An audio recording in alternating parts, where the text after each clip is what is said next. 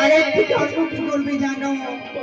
আমার বক্ষ হইতে এক মুষ্টি গঙ্গা বাড়ি তুলে না ব্রহ্মদেবের নাম স্মরণ করে ছিটিয়ে দাও দস্যি বানাবে। বেশ তাই হবে। এবার যদি ওরকম অত্যাচার করে নিশ্চয়ই ওদেরকে আমি উচিত শিক্ষা দেব। বেশ তাই হবে। তবে চরণা ভঙ্গির শব্দ ক্ষিপ্র না। দাদা সংখ্যায় লক্ষ্য করে দেখেছো দাদা, ওই রমণী ছিল একা, কিছুক্ষণের মধ্যে হয়ে গেল দুজন, আবার দেখো একা হয়ে গেছে। ওই সংখ্যায় দাদা গো আমার মনে হচ্ছে ওই রমণী সামান্য কোনো নয়, হয়তো হবে কোনো মহাবৈষ্ণবী।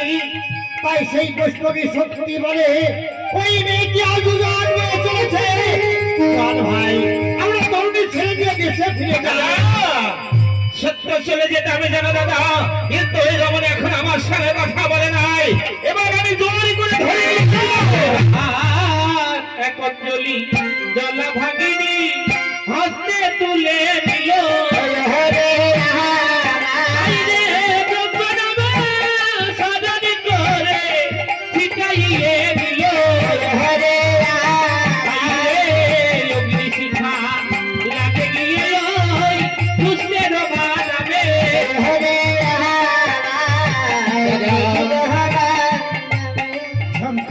একটিবার লক্ষ্য করে দেখেছো দাদা, আমাদের 14 বছরের বাণিজ্যের ফলে সবে যেন পুড়িয়ে ছারখার হয়ে গেল।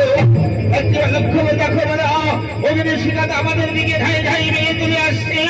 এখন আমরা দুটি ভাই কি করবো বলতে পারি দাদা? দাদা গো তোকে আগেই নিষেধ করেছিলাম ভাই, ওই জ্বলন্ত আমলে তুই হাত দিস না, তুই নিজে পুরো ছাই হয়ে যাবি, আমি তোকে রক্ষা করতে পারবো না। আমার কোনো কথা শুনলি না ভাই, ওই যে দেখ আগুন যেন আমাদের দিকে ধেয়ে আসছে। চল ভাই আমরা তরুণী ছেড়ে দিয়ে ওই গঙ্গার জলে ঝাঁপিয়ে পড়ি। তাই চলো দাদা, চল ভাই। এইবার মা বলে দুই ভাই চলে তো ছাড়বি না।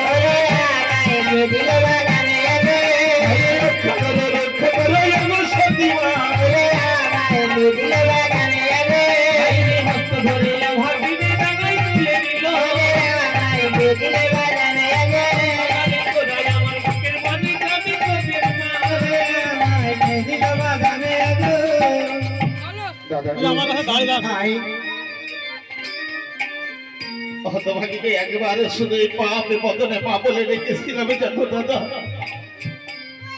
মা আমার শত অপরাধী ক্ষমা করে দিয়েছে দাদা গো। সংখ্যায় রে তোকে আগেই বলেছিলাম সংখ্যায় পথ চলতে পরস্ত্রী মাতৃ সম, আর মায়ের সঙ্গে কথা বলতে হলে মাতৃপ্রেম, মাতৃ ভালোবাসা, মাতৃ আসনে বসিয়ে মাতৃজ্ঞানে শ্রদ্ধা করে তাদের সঙ্গে কথা বলতে হয়। দাদা গো কোন নারীকে যদি একবার মা বলে ডাকা